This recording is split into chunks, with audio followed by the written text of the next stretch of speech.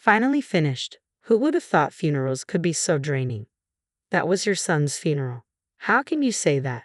Just stating facts. We're not alone here. I suppose that includes me. It's partly her fault our boy is gone. My mother-in-law's never liked me since I married, but blaming me for my husband's death. Shouldn't we mourn and remember his life? Yet the accusations keep coming. My father-in-law tries to calm things, but she won't hear it. If he hadn't married you, he'd be here, holding his grandchild. I clenched my fists, seething. Frustration and anger boiled inside me. My mother-in-law's disdain followed us from the funeral home. When I got home, I collapsed into sleep, trying to forget. And then, the next morning, could you grab the paper? Hurry, please. If only it were a dream. I checked the mailbox as asked. Alongside the newspaper, a brown envelope lay. An envelope. Who's it from? I retrieved it, finding no name, just a message. Make sure Mom doesn't find out. With those words, I knew the sender and the recipient. I pocketed the envelope and returned indoors. Took you long enough. You're useless. I tossed aside the paper and slipped back to the bedroom to open the envelope.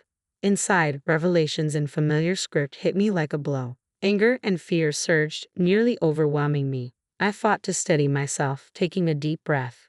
I'm going to make my move, I thought, springing into action. My name is Tala, just an ordinary stay-at-home wife. John, my husband, and I clicked instantly when we met as college classmates. Right from the start, John harbored lofty ambitions and a strong desire to move out of his parents' house. Don't you think you're rushing things? No, I don't want to rely on my parents anymore. But we're still students. That's exactly why. We have time now, and I want to make the most of it. Meanwhile, I was content to savor college life. Being in the same department made our relationship feel natural. By junior year, John was ready to execute his plan. Things are going to get hectic. Will you help me? Of course. What do you need me to do? Thank you. First, I wanted to start a company while still in school. The reasons were the same as before, but there was another. It had already been decided that I would join my father-in-law's company after graduation. I wanted to carve out my own path. A month later, we successfully launched the company. It's just the beginning, but we've taken the first step. Thank you. What are you talking about? It's too early for thanks. The real challenge is just beginning. Indeed, I'm counting on you going forward. Leave it to me. Together with John and a few others, we founded a company aimed at operating a media platform providing everything from gaming and comics to practical life hacks. We expanded into various forms of media, but John's primary focus was a website offering information about adoption. I've always wondered, why did you start an adoption site? I had a friend in high school who was adopted. The more I heard his stories, the more intrigued I became. Everyone talks about the perspective of the adoptive parents, but adopted kids have their own thoughts, right? That makes sense now that you mention it. I want to contribute somehow. John ended up taking charge of that site almost single-handedly. Meanwhile, our company flourished, gaining praise for its wealth of information, accuracy, and the humor John infused into it. It even garnered a small mention in magazines. But one day, just before graduation, you seem a bit down today, don't you? Yeah. I told my parents about the company yesterday, and they exploded. Why? They probably wanted me to get a traditional job. Mom, especially, was furious. Even after that, John seemed occasionally gloomy. Some nights, he couldn't sleep until morning and ended up needing sleeping pills. Seeing him like that, I resolved to support him for life. The day before our graduation, John finally managed to convince them, and I saw a genuine smile on his face for the first time in a while. Now I'm finally free. I can live for myself now. Speaking of which, should we move in together? Yeah, definitely. Our life together, both professionally and personally, began to blossom. This continued for about 4 years until my birthday. Happy birthday. Thank you. It's always special to be celebrated like this. Your happiness means everything to me, so. John grew serious, pulled a small box from his pocket, and placed it on the table. What's this? I want you to marry me. When John opened the box, a sparkling ring lay inside. Of course, I had been hoping for this moment for a long time. I should be the one asking you. Please always be by my side. He took my hand and slid the ring on. It fit perfectly, but something about it bothered me. Why is the box a little bent? I was debating when to give it to you. I've been carrying it in my pocket the whole time. and it got like this. He must have been really nervous. Hearing this, I fell even more in love with him. The only concern left was meeting his parents. Are you alright? I'm fine. Actually, I'm nervous. With me here, it'll be fine, right? We first visited my parents, and everything went smoothly. They accepted John. Today, we were meeting his parents. From the moment we arrived at their house, John seemed somewhat uneasy. Why did you come back here? This is my family's home, so it should be okay.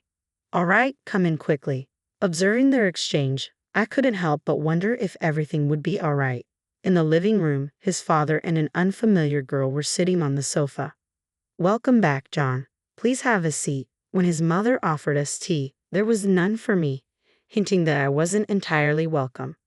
To get to the point, I'm here today because I want to marry this lady, Tala. Is that so? You're at that age now. Mary, I don't approve. Why not? Marrying such a mysterious woman. Please calm down, but it's John's decision. It's not our place to criticize. Eventually, with my father-in-law's persuasion, they reluctantly agreed to our marriage. Then the girl sitting next to my father-in-law spoke up. Congratulations on your marriage, brother. Thank you, Jolie. Let's get along, Tala. I'd like that too, Jolie. I'd love to get to know you better. We embarked on our new life together with no doubts about our happiness. However, that belief didn't last long. On our way back from the meeting, do you have a sister? Yes, I do. We don't really look alike though.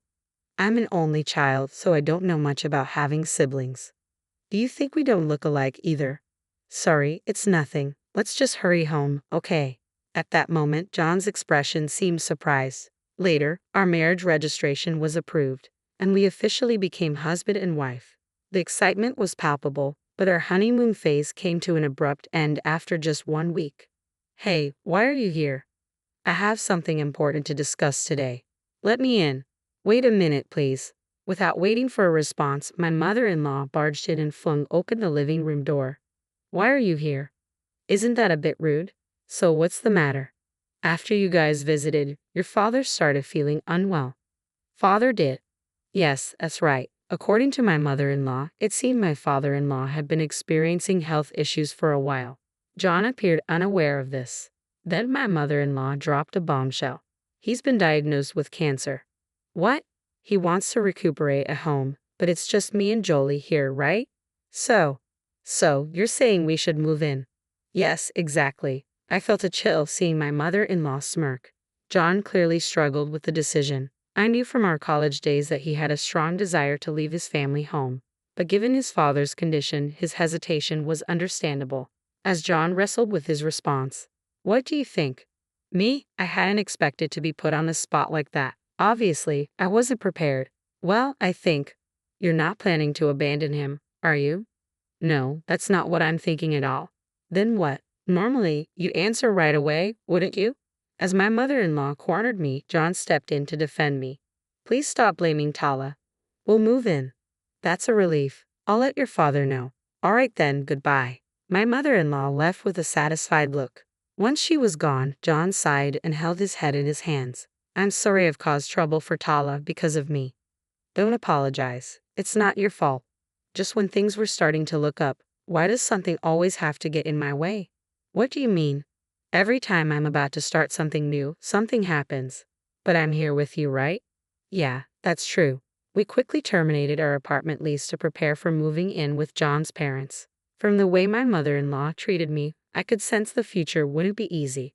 Soon enough, our life living with the in-laws began. I'm glad you could make it. Let's get along. But first, there's something I need you to do, Tala. What's that? My back has been bothering me lately. First off, I'd like you to clean the house. We haven't even unpacked yet. Come on, don't waste time. Let's get started. From then on, I simply followed orders. John pitched in, but my mother-in-law showed little concern. A week into living with them, I began noticing things. This family seemed to revolve around my sister-in-law, Jolie. Despite John being part of the family, there were moments he felt like an outsider. However, both my father-in-law and Jolie appeared cautious of my mother-in-law's behavior. Do you understand how things work in this family now? Yeah, I'm starting to get it. That's why I was hesitant to come back here. What about Jolie? Any thoughts on her? I'm not sure. We've lived as siblings, but honestly, I can't rate her. Is that so? Indeed, my sister-in-law Jolie was friendly and had treated me well, just as John had said. Yet there was an enigmatic aura about her, as if she harbored some hidden darkness. Amidst all this, I found myself tasked with caring for my father-in-law, while my mother-in-law did nothing. Your father is calling for you. Go see what he needs. Okay. Taking a deep breath before entering his room, I asked, "What do you need?" "There's something I need your help with." As I approached my father-in-law, he shockingly placed his hand on my backside. "What are you doing?" "No need to resist so much. This is just family affection." "That's not true at all." My mother-in-law had mentioned that my father-in-law was weakened by cancer treatments. However, the strength he used to grab my arm and attempt to pin me down suggested otherwise. "Please stop. Do you really want John to find out about this? It would cause quite a scandal." In that moment, I involuntarily weakened my resistance. Seizing the opportunity, my father-in-law tried to undress me. Realizing the gravity of the situation, I pushed him away with all my strength. Unfortunately, that was precisely when my mother-in-law walked in. "What's going on?" "Your husband was trying to pin me down." "Your father would never do such a thing. Please believe me." I had turned to the wrong person for help. Having an affair with your father-in-law while your husband is around. What kind of woman are you? I didn't do anything like that. If you don't want John to find out about this, you'll do as we say. It was a conditional demand. Despite my father-in-law being at fault, I couldn't bear the thought of John finding out. I understand. It was much later that I realized this was a scheme devised by both of them. While my father-in-law never directly approached me again, the fear of his potential actions lingered. My work suffered, and my mistakes multiplied. "You seem tired lately. Are you okay?" "Well, yeah. Maybe you should take a break. Don't worry about work." "It's not about that. Is it my mother and the others?" "I'll handle it." Following John's advice, I took a leave from work and became a full-time homemaker. Being home all the time was mentally and physically draining, but I didn't want to let John down. He had spoken to his parents to ensure they wouldn't overwhelm me. Things got slightly better, but the harassment never ceased completely. "If you're staying at home, can't you be more useful?" "More useful. From now on, you'll do as I say." She handed me a list of items she wanted me to buy. "All of this today." "Of course. Get moving if you don't want John to find out." I had no choice but to comply. The list included items from nearby supermarkets to a distant store requiring several train rides for her favorite classic American sweets. "By the way, you'll be paying for it, naturally." Already past noon, I hurried to avoid missing John's return. I returned at 7:00 p.m. "I got everything." "It took you this long? Even a child could do it faster." "Enough, just get out of my sight." I went back to my room and lay on the bed, pondering what I was doing as I stared at the ceiling. Someone knocked on the door. Instinctively, I sat up and responded. The door opened slowly, revealing my sister-in-law, Jolie. "Jolie, what's going on?" "I'm sorry." "Huh? I should have been more cautious." "What do you mean?" "About Dad and Mom." My heart nearly stopped. "Oh, you don't need to hide it. I overheard Dad and Mom talking accidentally." "I see. I'll protect you, Tala." "I can't let you do that, Jolie. Please let me handle this." "I have a plan, but about John, I was resolved to keep this hidden from John at any cost." "That will be fine." Jolie's presence was incredibly comforting for me, unable to confide in John. I have felt isolated, but not anymore. Later, Jolie made a surprising announcement when everyone was gathered. "I've decided to work at John's company from now on." "What? What are you saying?" "You're in a good university. You could get a job at a much better company." "I've already made my decision." Jolie was set to graduate from university next year. Despite being capable of securing a position at a more prestigious firm, as our mother-in-law suggested, why did she choose John's company of all places? It would have been better if it were at least Dad's company. "Mom, that's enough. Jolie wants to do this." But then my father-in-law whispered something to my mother-in-law. "Well, that might be a good idea." She suddenly changed her stance, leaving me wondering about what my father-in-law might have said. "And John, take care of Jolie, will you?" "Yeah, what kind of response is that really?" After Jolie graduated from college, she officially joined John's company. With her intelligence and talent, she quickly took on various responsibilities. Around this time, my father-in-law started treating me unusually kindly. Given our history, this newfound kindness reignited my fears. Then something astonishing occurred. Tala, I owe you a sincere apology. An apology? Yes, I understand, and I'll speak to Mom as well. I'm truly sorry. I was bewildered by what was unfolding before me. Moreover, my father-in-law even prostrated himself. I apologize once more. Please raise your head, but I still need time to trust you. Let me observe the situation for a while. Understood. That's fair. True to his word, my mother-in-law's harassment abruptly ceased. However, this peace felt like the calm before a storm. While life became more tranquil without the bullying, John's behavior began to concern me. You've been working too much lately. It's a critical period right now. That may be true, but this isn't healthy. I have to do this now, so why? But John didn't relent. Jolie and I discussed this peculiar situation. What's going on with John? I know work is important, but I'm sorry, I'm not sure either. But if this continues, yes, that's why we need to do something about it. We tried urging John to take more breaks, but he seemed to immerse himself in work, perhaps to avoid something else. Not only that, he began increasing the dosage of the temporary sleeping pills he had been taking. Just as I felt we needed to intervene, I received devastating news from my father.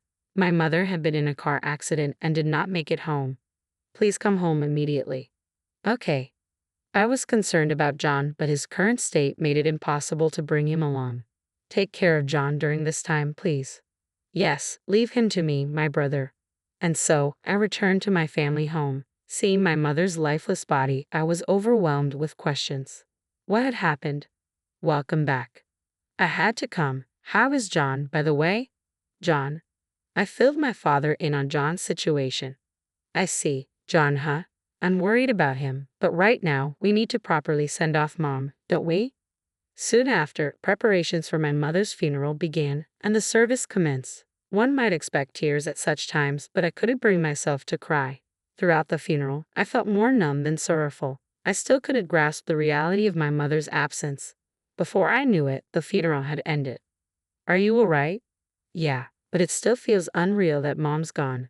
It's strange not having our noisy mom around. Yeah, she was always keeping us in line. Did I really cause that much trouble? Yes, you did. That night, Dad and I stayed up late reminiscing about Mom. I must have drifted off on the sofa because I woke to the morning sun streaming through the window. Did you sleep well? Yes. Tala, you should go back now. Huh? John must be waiting for you. Go back to him. Are you sure? I'm sure Mom would have wanted it that way. Then I'll do that. As I prepared to leave, my phone rang. It was Jolie, my sister-in-law. Hello, Jolie. What's wrong? It's about my brother. What happened to John? He wouldn't wake up, so I rushed to his room. I hurriedly left my family's home and headed to the hospital. Tala. Jolie spotted me and ran over. Jolie, what's going on? As my sister-in-law wept uncontrollably. Where's John? Jolie pointed, and I saw John's parents standing nearby. I guided Jolie to a nearby sofa and approached cautiously. Opening the door gently, I saw a figure covered with a white sheet. 2 police officers were inside the room. Are you his wife? Yes. What happened to John? We're investigating it as a possible suicide. Suicide? That's impossible. My hands trembled. I pulled back the white sheet, revealing John lying there as if in peaceful slumber. Reality hit me like a tidal wave, and I crumpled to the floor, feeling like a marionette with its strings cut. Jolie hurried over, helped me up, and gently led me out of the room. Why would John? I don't understand, I murmured. I don't either, Jolie replied softly. She explained how she grew concerned when John didn't wake up at his usual time. When she checked on him, she discovered him lifeless in bed. Despite calling for an ambulance, it was too late. The police speculated suicide due to the empty sleeping pill containers found in the trash. None of John's family had seen him since he retired to his room. This can't be real. He was struggling, but he wouldn't do this to us. I know. It's unimaginable that he would. The autopsy later confirmed that John had died from an overdose of sleeping pills prescribed to him during his hospital visits. Now, just after losing my mother, I had to endure my husband's funeral. Unlike at my mother's funeral, tears refused to come, overwhelmed by a different kind of grief. I desperately needed answers to why this had happened. After the funeral, in a moment of exhaustion, I found myself in the break room. It's finally over. Who knew funerals could be so draining? I muttered. This is your son's funeral. How can you say that? Someone retorted, incredulous. I'm just stating how exhausting it all is. We're not alone in this, you know. I suppose that includes me too. But she bears some responsibility for his death. Why am I being blamed? Despite seeming calmer lately, fundamentally, nothing has changed. Shouldn't we be mourning John's death and celebrating his life? Yet the blame directed at me never stops.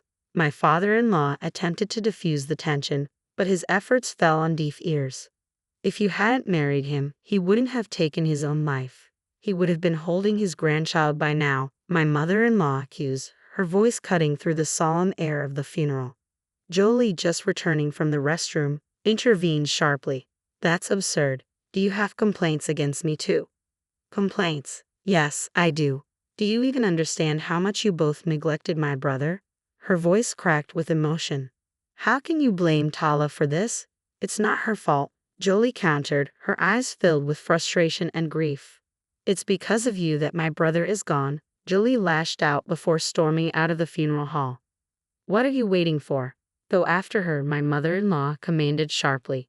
Utterly useless even in such a moment, I clenched my fists tightly, feeling a surge of frustration and anger during the funeral. My mother-in-law continued to cast her disdainful glances at me. Ignoring her, I followed Jolie and found her sitting on a bench in a nearby park.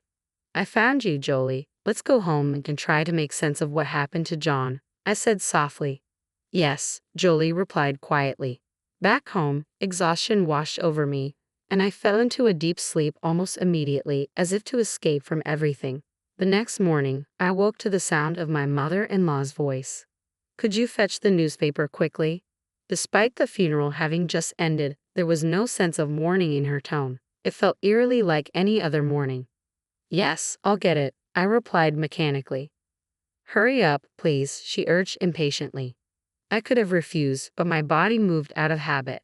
As I reached the mailbox, I noticed a brown envelope nestled among the letters and the newspaper. An envelope? Who could it be from? I wondered aloud. Pulling it out, I searched for a sender's name, but there was none. Inside, a single sentence caught my eye.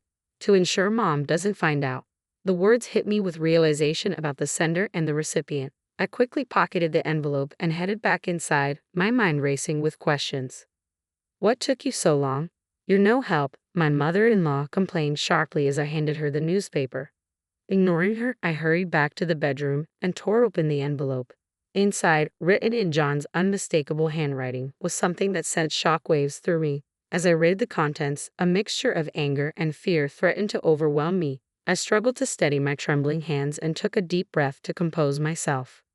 Without hesitation, I rushed to Jolie's room, finding her with dark circles under her eyes, evidence of a sleepless night filled with tears. Come in, Tala, she said softly, her voice hoarse.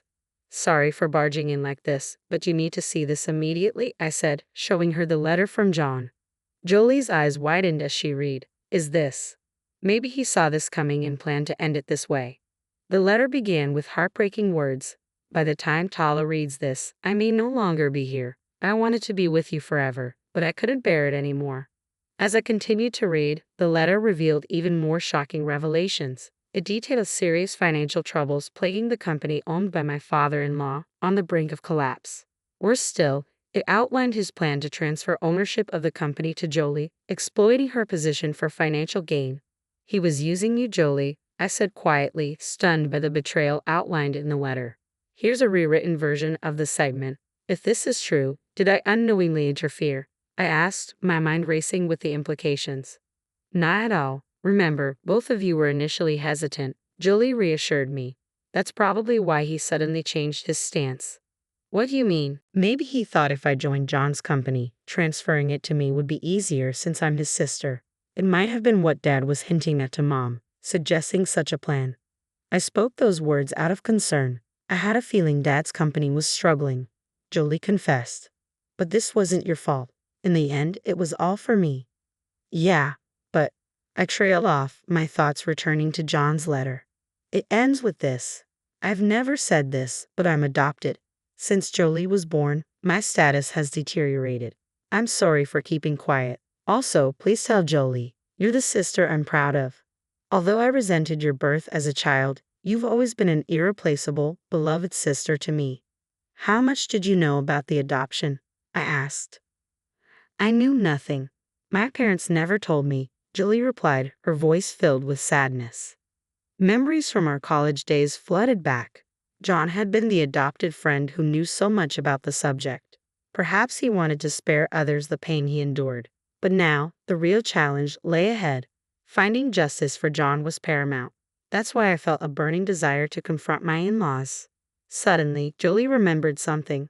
Why did I forget this until now? I'm such an idiot. What did you remember? When I offered to help you before, I installed a hidden camera in the house. A surveillance camera. Yes, it's very discreet. I doubt anyone noticed it. Can we see the footage now? Yes, let's.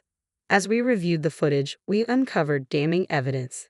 Anger and disbelief surged through me as we watched John's parents verbally abusing him in the living room, berating him as useless and regretting adopting him. Why didn't I see this sooner? Jolie lamented, her eyes filled with rage, mirroring my own.